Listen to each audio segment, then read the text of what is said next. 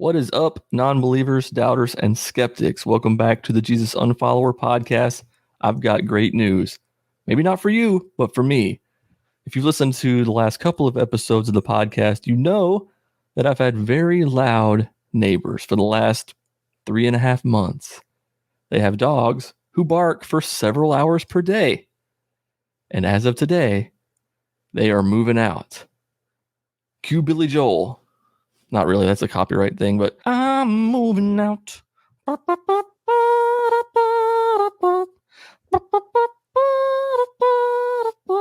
You know, I swore on the day that they're moving out that I would play Goodbye Toby from The Office, but I refrained. Goodbye, Toby. It's been nice. Hope you find your paradise. I did move my car because I didn't want them to hit it with any of their furniture and whatnot, but they're moving out. Multiple complaints from me, from the other neighbors. Animal control came out here and talked to them, and they are finally gone. I don't know if that means they got evicted or they've had enough of people complaining about them or whatever. I really don't care. Oh, happy day. Also, this just in, I'm a racist. Please don't clip that and use it against me because I'm actually not a racist. That's just what somebody said. I was taking my dog for a walk, my very quiet angel of a dog, Comet. I was taking him for a walk the other day. It was twilight outside. Oh, he just sneezed. He has no idea what happened when he sneezes. It's the cutest thing. He sneezes and then he like frantically looks around like, what was that? What was that? Anyway, I was taking him for a walk the other night around sunset, and I got this beautiful view of the creek here next to my apartment. So I took a video of it, and I thought it would be funny to put some words over it. Kind of like in the vein of Deep Thoughts by Jack Handey kind of thing. But I was feeling a little combative, but mainly just wanted to be jokey. That's what I do on my account. I make memes and funny things, and I try to make people laugh because I know that a lot of people deal with religious trauma and they see posts and videos and things on their timeline all the time that are very serious, very heavy. So I try to lighten things up a little bit and just have a little bit of fun. Well, this particular post, I took a video of the creek and I put the words, God isn't real. And then below that, I put Satan isn't either. And then I put astrology is a sham. And fourthly, I put pineapple doesn't belong on pizza. And when I posted this, I knew that would probably get a lot of engagement based on the pineapple thing. That was the point, was like, I'm just being silly, throwing my opinions out there. And most people took it in stride. I actually didn't get very many messages at all from Christians or anybody saying like, how dare you say this about God? It was mainly the pineapple people. Now, I will say, if you think pineapple belongs on pizza, you're obviously wrong. And that's, it's an opinion, but it's a true opinion. It doesn't belong there. Put pineapple in a fruit salad. What are you doing next? You're going to put ice cream on hamburgers, you freaks? I had fun replying to those comments. Oh, you like pineapple? I do not like pineapple on pizza. Love pineapple. It's one of my favorite fruits. But don't put that shit on my pizza. LOL kind of thing, Well, I woke up the next morning and I had a DM on Instagram that said this.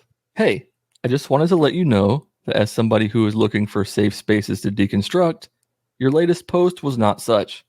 It came off as a prideful and cishet white boy who likes being right in theology.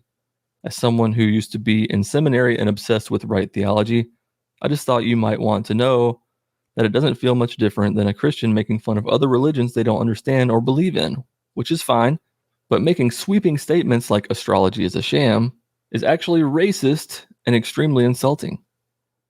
If you'd like to understand my stance on that, I'd love to tell it to you, but I understand if you don't care.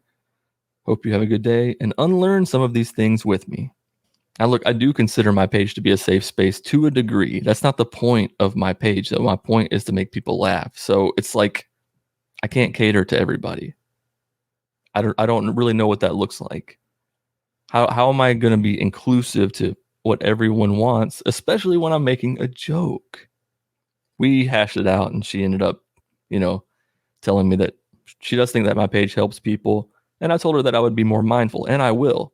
But I'm not going to stop making jokes. I'm definitely not going to stop making jokes about astrology. I think it's a sham. I don't know. At what point do we stop letting people joke around, have fun? It was obviously said in a very joking manner, to throw all those things together like that. And it's obviously just my opinion. And people are free to have their own. I just don't see how it's racist. If you disagree, let me know. But I don't get that one. One thing I want to do on this podcast is start telling stories from my church past. So here goes one. Have you ever heard someone say, I have a fire shut up in my bones? Maybe it's just like a Pentecostal thing, or maybe it's a church thing. I don't know. I used to hear that phrase at my church frequently. The pastor would say, got a fire shut up in my bones. Like the Holy Ghost is like in his bones. He's got the fire of God. One night at church, it was probably on a Friday night or something, and that's how I was spending my time. Friday nights at church, lots of fun. The pastor said, I have a fire in my bones. And there was an usher standing behind me, and he yelled out, shut up.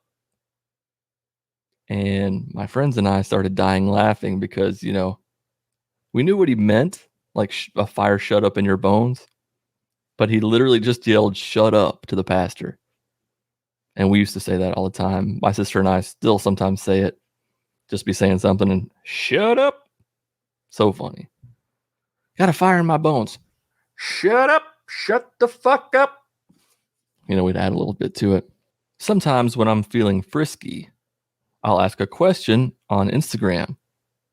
And I usually get some responses, 20, 30. On a good day, maybe like 50. But the other day, I asked a question and I got, I don't know, 100, 150 responses. A ton of people replied to this. Must have been a good question. I need to put that on Twitter also. I think I'm going to do that right now, actually. Your tweet was sent. The question was this: if the Christian God were real, what would you ask him? As you could imagine, I got a wide variety of messages going from funny to completely serious and deep. So I'm going to read some of my favorite ones right now.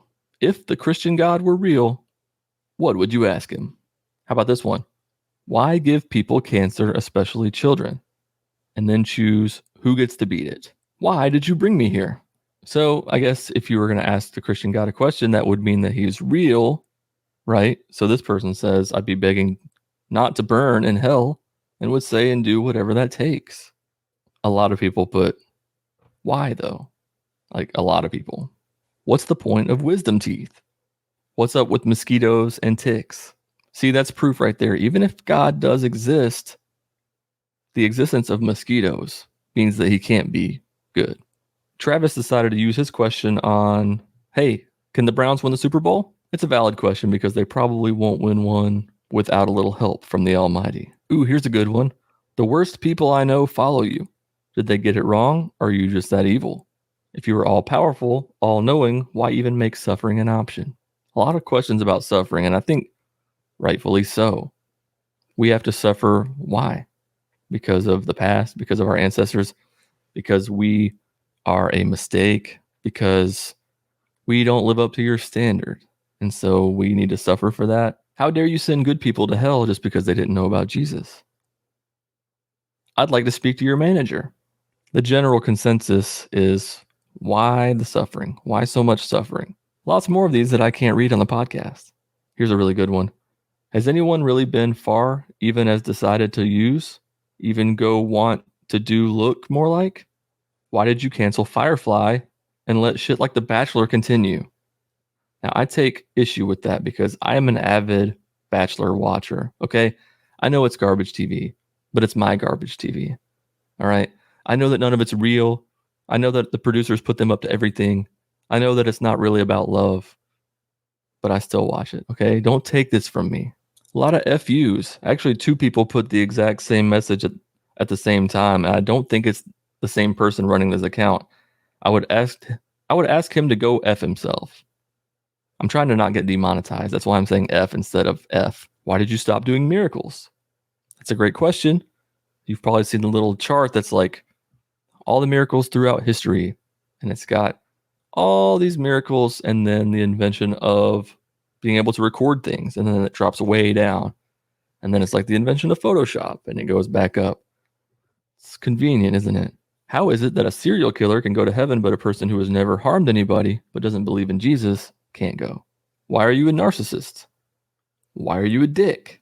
What were you doing during slavery? This person asks the really important question, do it squirt? Yo, God, have you Googled Ukraine lately?